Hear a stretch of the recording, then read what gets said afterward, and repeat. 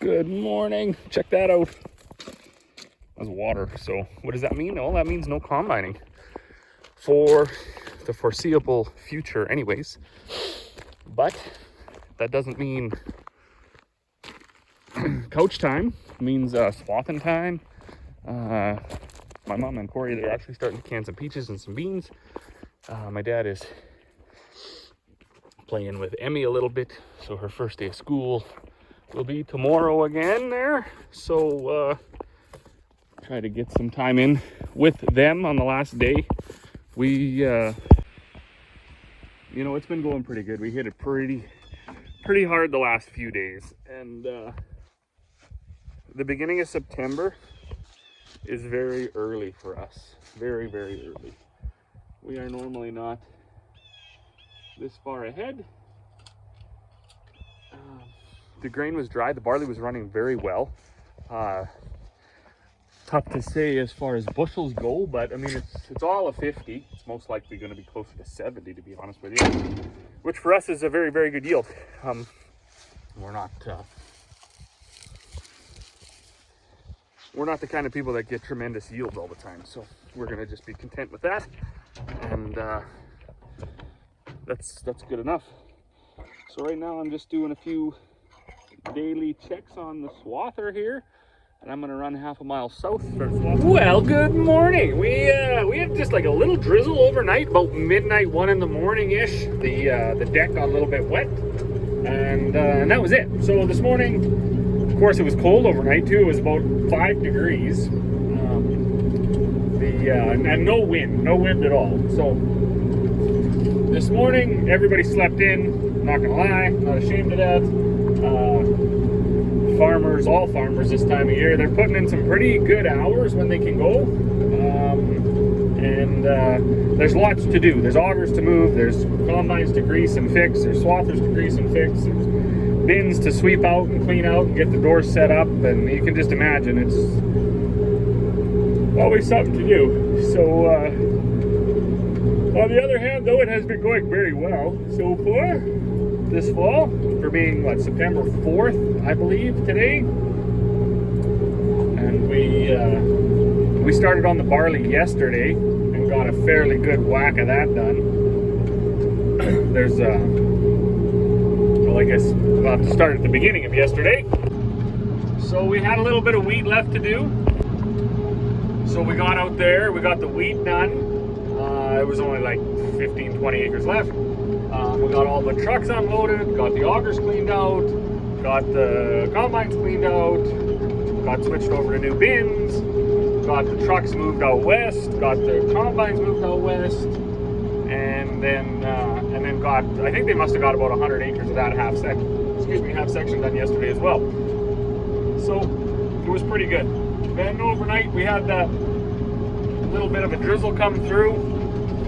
Luckily it wasn't didn't amount to anything, maybe a tenth or so. But as I said, no wind this morning, and the sun didn't even really come out till about 45 minutes ago. So the ground is still wet, the crop is still wet. The barley was testing dry. It was like 11.7, so that's really good. 13.5 is dry. So we were plugging away at that, and I came out this morning to start swathing. This is the last little bit of peas and canola. This is 150 acres here, and it's not looking very good. It's okay, I suppose. Here's a spot where it's particularly good compared to spots where there's absolutely nothing. I joked with my dad one year, years ago. I said, well, if we're going to start growing peas, Dad, where should we put the peas? And he said, well, you always put your peas on your crappiest land. And then he laughed. He said, well, but we're sort of an exception to that rule because all of our land is crappy, so we just put it anywhere. And I laughed because it was just funny to hear him say that. But this one quarter here is arguably one of the worst quarters, probably for soil composition, that we have. I don't think it has anything to do with how it was cleared, or if the forest fires came through in the past, or whatever, or being tilled too much or not enough.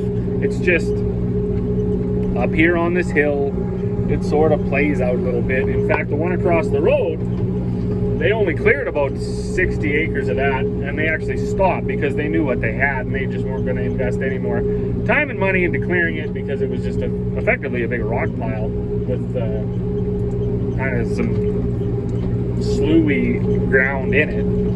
So all they had back was this one. Now, crazy enough, after getting peas back into the rotation for the last 10-15 years, it has changed, and we've grown some pretty nice wheat up here. We've grown some nice canola up here. And this year we're going to try the peas and canola again. And due to that uneven emergence issue that we had right across our farm, didn't matter if it was barley, wheat, peas, oats, canola, it just didn't come up. Even the sunflowers didn't come up so good. This field suffered again. So you can see some of the yellow flowers out there. That's canola that's just flowering now. And there's also canola in there that's shelling out. So very, very uneven. Needs a swather, really the only tool for the job when you have a crop like this. And of course, in the low spots, it's drowned right out or baked off or whatever. So the peas really didn't come through. And the canola didn't come through at all either. So with that, the hawksbeard and some of the weeds can take right over. Not desirable, but the hand we were dealt for this year. One thing we noticed that's cool about the peas and canola mix, there often won't be any pests in there. Like there won't be flea beetles on the canola. The grasshoppers seem to not like this particular mix as much as they'll just stay in, say, a cereal field or something. And then the other thing about growing it, where the canola doesn't come at all, there's often some peas, and where the peas don't come at all, there's often some canola. And then the bulk of the field is like what you're kind of seeing here, where there's lots of canola and there's lots of peas intertwined in that canola as well. So I think it's still going to be okay. It's certainly not the best. And the funny thing about it is, lots of people are quick to be like, "Well, you're an idiot. We could have told you that wasn't going to work." Well, it has worked in the past. In fact, one year we did like 11 or 1,200 acres of this, and it was end-to-end good on every single quarter. We couldn't believe it ourselves. Back then we had two 20-foot swathers, and we would double swath it together. So, you know, have one swather going and then the next one laying the swath right beside the other one. And then when we went to pick it up, it was, the canola was number one, the peas were all number two, because I don't think you can even get a number one grade of peas. But they all made that human consumption market. They were clean, they weren't dusty. The canola that year, when we hauled it out of the seed plant, because that's what we'll do with this mix, we haul it to the seed plant, they clean it, they take just the good peas out, and then the canola and everything else goes into the screenings bin. Well, the pea canola mix that year was so clean, and there was such little foreign material in it, that we hauled the screenings from the seed plant right over to the grain elevator, which was just canola, and all that canola was number one. So that year, I think, if I remember correct, I believe the peas ran about 60 and the canola ran about 15 bushels in there. So it was really, really crazy. And that was the same year. We always fertilize the same way. We just put 60 pounds of phos, nothing else. And so your inputs are quite low. That was L120 that year for canola, so we didn't have the best spraying options, but we had done a good pre-burn off in the fall, and we had done a good pre-spray before we seeded it, as well as some tillage and stuff. So it was really, really good. We haven't, unfortunately, been able to duplicate those results again. We've had some years where we actually worked the peas back up in August, because they weren't even going to make it, and then years like this year where we did let it go. And you know, if lots of the crop is like this, it's going to make something. You know, it's going to make that 30 bushel crop. But I have a feeling when I get further to the south over there, it's going to play out pretty good. And over there to the north, there was already 4 or 5 rounds that weren't so good. So we'll see.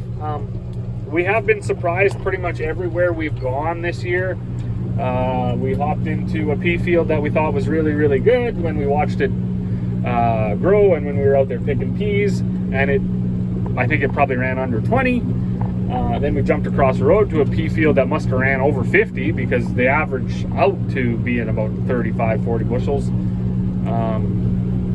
We popped into wheat fields that looked really good from the road and amounted to be about a 10 bushel crop for most of it. And even our barley out west, now that I did think was pretty good, and when we hopped into it yesterday, it was yielding very well. I would say all of 70, which is good for us, good for our land, good for our area, good for that Metcalf variety. So all in all, things are pretty good. Like I say, Dad's in the yard. He's gonna unload those single axle trucks. Corey and I think my mom well, they got 2 big cases of peaches, so they were gonna can some peaches this morning.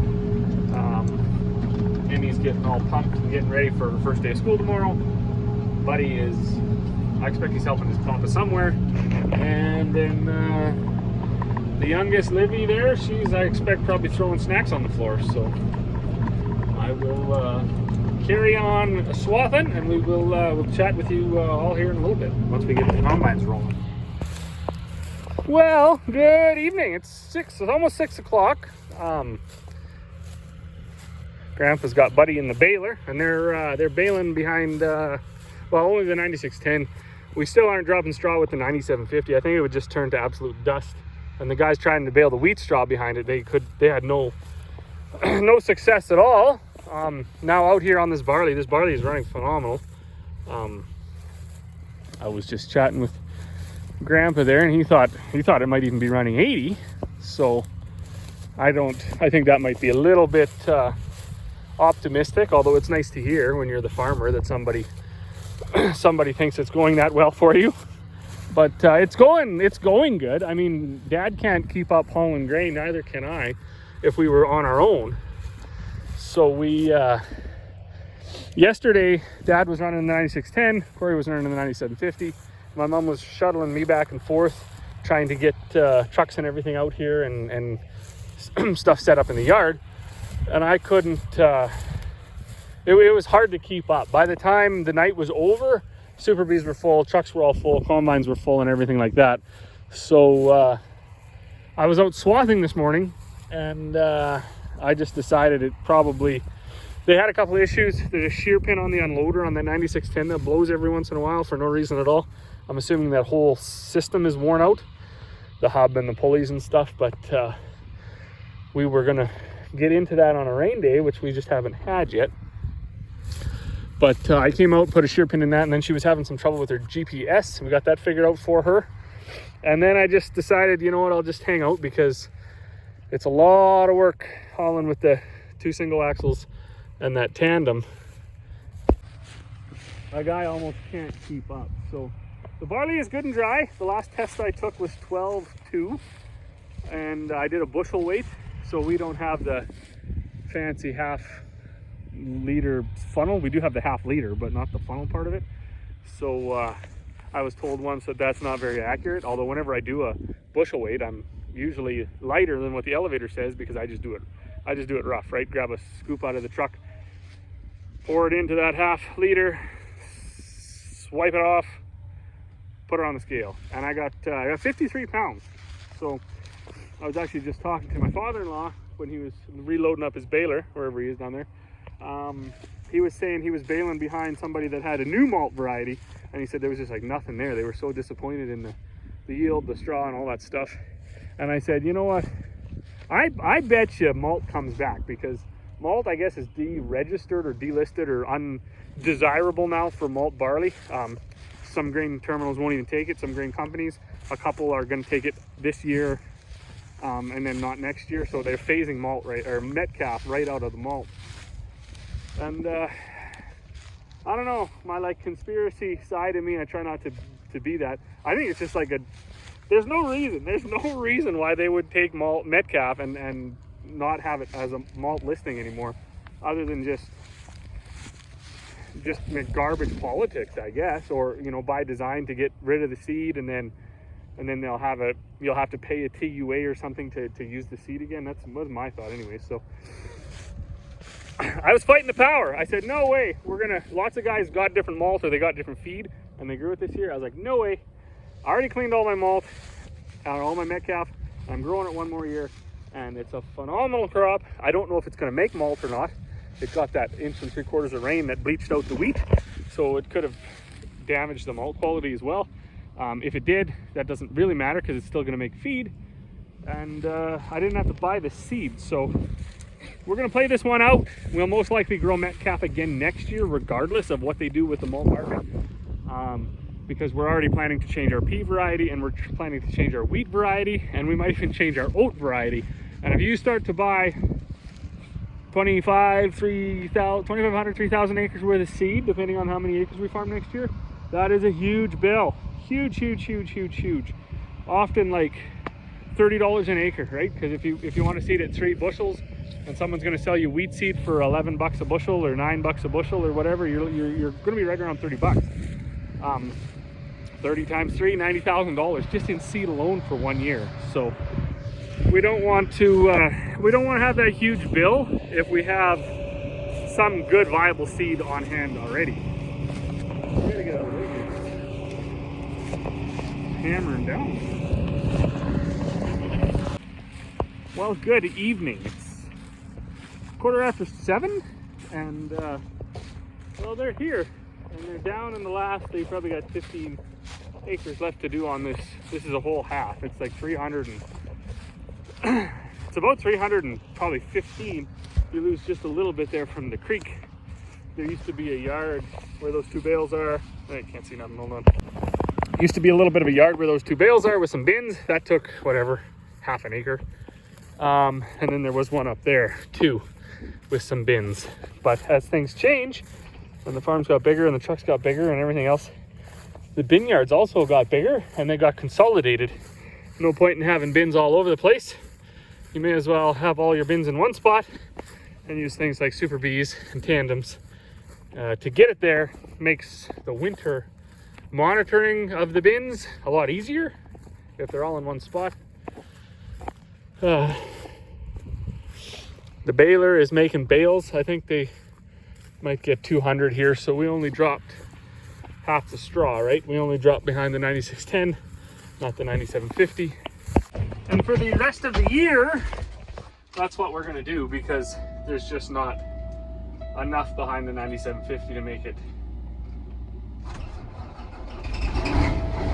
it feasible. And it kind of leaves a bit of a mess if they don't get it all. So well, anyways, once this airs up, I'm just going to move this down, and then I'll take that tandem home, unload it, and that should put us in pretty good shape for trucks to get finished. All right, so that's her, and I apologize for however this video turned out. It's been kind of hectic around here. I think I've said it a couple times already, but when we move out to this half, we try to get it as quick as possible. It's a big chunk, 300 and some acres. It ran phenomenal, probably 80 plus. So Dad's been busting his butt hauling, and Corey did a good job combining, Mom keeping everything going and not breaking guards and knives and stuff. The in-laws got all the bales they need, I think. So I'm going to tarp up Carl